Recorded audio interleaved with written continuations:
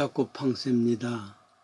떨어지는 낙엽을 보면서 결국 인간도 저 낙엽같이 잠깐 있다가 영원히 떨어지는 낙엽 같은 존재구나 생각을 합니다.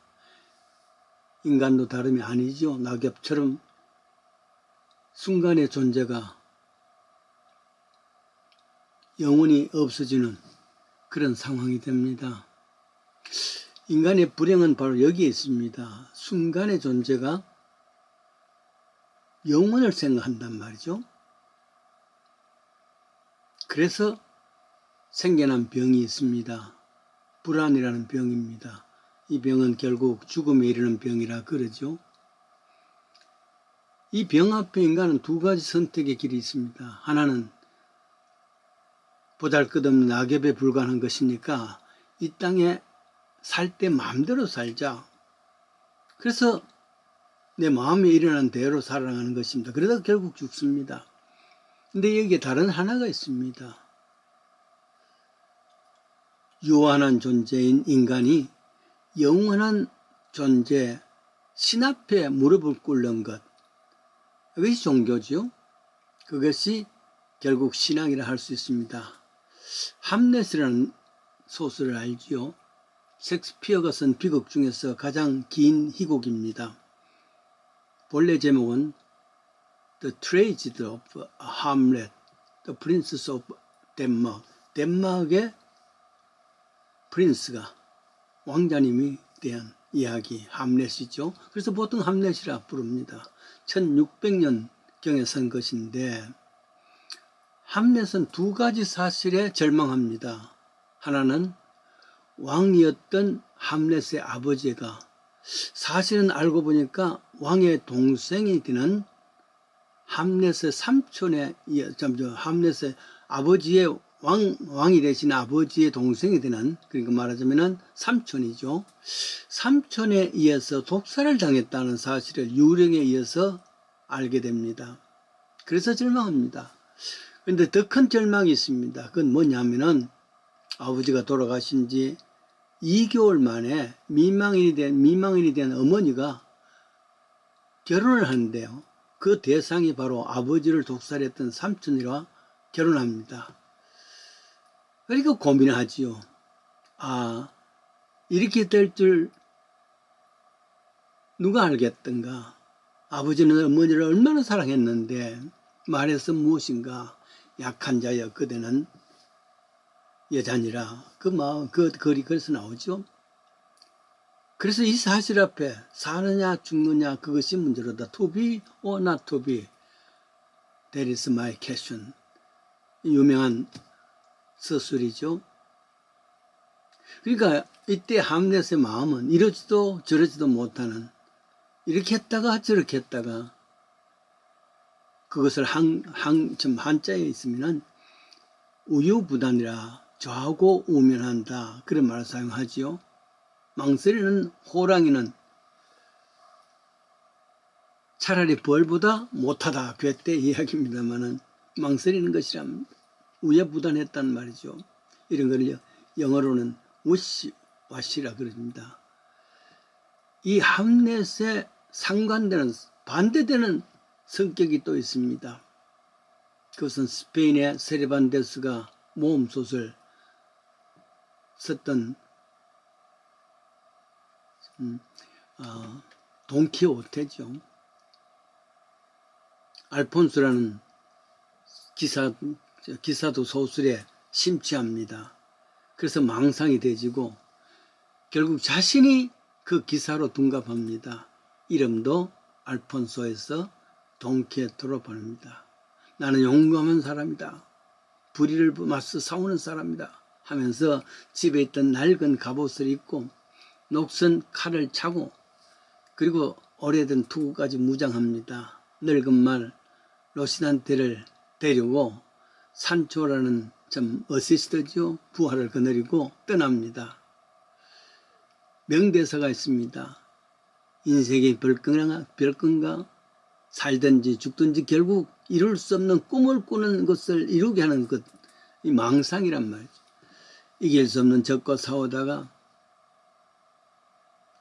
그리고 죽는 그런 망상을 갖습니다. 세상의 성품을 말할 때 이 두 가지 성품, 함렛과 돈키호테를 구별하는 성품이죠. 여러분은 어떻습니까? 어느 쪽에 해당되는 것입니까? 그런데요, 이 두 성품이 하나는 함렛 혹은 하나는 돈키호테, 이것만이 아닐 줄 압니다. 이 두 성품이 함께 있을 수도 있단 말이죠. 나는 성경에 나오는 다윗을 보면서 다윗 속에 이 두 성품이 같이 있다, 이런 생각이 됩니다.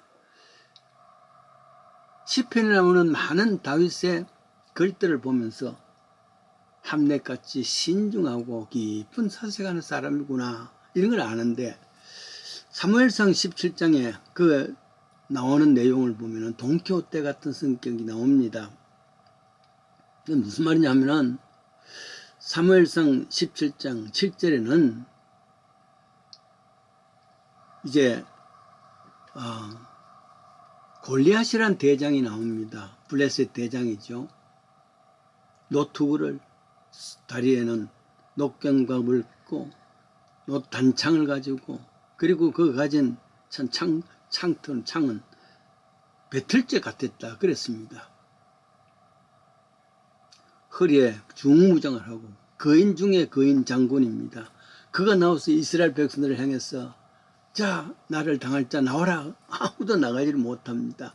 이럴 때 나타난 것이 다윗입니다. 다윗은 아버지의 심부름을 따라서 전쟁터에 있는 형들에게 점심을 주기 위해서 심부름 갔다가 그 사실을 보았단 말이에요. 사실 소년입니다. 아직도 어린 태를 벗어나지 못한 소년이었습니다. 그러니까 당연히 도망을 가야 될 텐데 앞서서 나왔단 말이에요. 이 돈키호테죠. 도무지 그 사람하고 견줄 수가 없습니다. 그럼에도 불구하고 나왔습니다. 나와서 결국 승리하는 내용 아니겠습니까? 그럴 때에 이 승리에는 다윗이 이 두 가지 성품을 갖고 있으면서도 불구하고 승리할 수 있었던 것은 목표가 분명했다, 그런 것을 압니다. 이제 전쟁터에 나와보니까 거기서 골리앗이 거대한 장군이 말이죠. 나하고 싸울 사람 나와라. 그러니까 아무도 안 나간다. 그럴 때 다윗이 나왔습니다. 세상에 이 돈키호테죠. 그럴 때 장령이 되는 엘리압이 있습니다. 엘리압이 사실 보고 야, 너 놀러 왔냐? 이 전쟁터에 이렇게 무모한 동키 같은 짓을 하고 있느냐? 구중을 합니다. 만약 그때 다윗이 말이죠. 형님 그러지 마십시오. 그럼 나가서 직접 한번 대적을 해보십시오.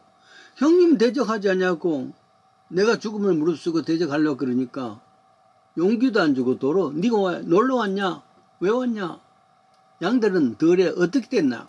이렇게 구중을 하십니까? 하면은 형하고 다윗이 싸울 것 아니겠어요? 그러면 빙그리 웃는 사람은 누구냐면은 골리앗입니다. 잘한다. 그렇게 되었을 텐데 대부분 그렇게 될 건 아니겠어요? 다윗은 형님의 그 악유에 그 야단스러운 것에 대해서 전혀 관심이 없습니다. 단지 하나 확실한 목표가 있습니다. 그것은 골리앗입니다. 저 골리앗을 어떻게 할 것인가? 자칫하면은 형과 동생이 악유를 하면서 자존질환이 일어날 텐데, 그러나 그 속에서는 돈키호테 같은 그런 마음으로, 어떤 면에서는 그런 마음으로 골리앗을 향해서 나아가지만은 그 마음 속에는 신중한 함렛의 마음도 있단 말이에요. 사느냐 죽느냐 이것이 문제로다. 이것은 나에게 속한 것이 아니라 전쟁은 하나님께 속했으니까 하는 그 믿음이 나오는 것이죠. 그래서 그 신중했던 그 마음으로 나가서 결국은 골리앗을 이기게 됩니다. 그렇죠. 두 번째 중요한 포인트가 있습니다. 하나는 첫째는 목표, 전쟁터에서 싸움의 대상은 형들과 자기들 나라 사람들끼리가 아니란 말이에요. 누가 뭐라 하더라도 전쟁터에서 목표는 저 골리앗이다. 이것이 분명했죠. 둘째는 더 나은 깊은 마음이, 문제는 결국 문제와 본질을 놔두고서 골리앗을 보는 것이 아니라 골리앗 뒤에 있는 하나님을 본다는 것. 전쟁은 하나님께 속한 것이다. 그러니까 하나님이 해결해 주셔야 된다. 골리앗만 보면은 유대 사람들, 이스라엘 사람들은 오금무질입니다. 도저히 감당할 수가 없습니다. 그러나 다윗의 경우에 여러분 다른 것 보지 않냐고 골리앗을 본 게 아니란 말. 그 뒤에 계신 하나님을 볼 수 있는 눈이 있다는 그게 영적인 눈이고 그것이 함렛의 마음이기도 하지요. 사람에게는 두 가지 함렛 성품과 돈키호테 성품 갈라지는 것이 아니라 때때로 같이 있다는 걸 알면서 때로는 돈키호테 같은 무모한 도전도 할 수 있어야 되겠고 그 도전 가운데는 깊은 생각하는 사람 함렛의 마음도 있어야 된다. 그러기 위해서 목표를 분명하게 목표는 형과 싸움하는 게 목표가 아니었단 말이죠. 목표는 저 골리앗을 없앤다. 그러니까 전쟁에서 확실한 나의 대상, 분명한 목표가 뭐냐? 이것을 확실히 해야 되고 두 번째는 이것을 해결하는 분은 하나님이시다. 골리앗이 아니라 뒤에 계시는 하나님이다. 하나님에 대한 생각은 함렛 같은 생각을 많이 했겠지만 도전하는 것은 바로 돈키호테 같은 그런 무모하지만 도전할 수 있는 마음 이 두 가지가 잘 사용될 수 있다. 그러면 우리도 승리하는 미래가 될 것을 믿습니다. 믿음은 목표를 분명히 하고 또 그 뒤에 계시는 하나님을 의지하는 마음입니다. 이런 마음으로 승리하기를 원합니다.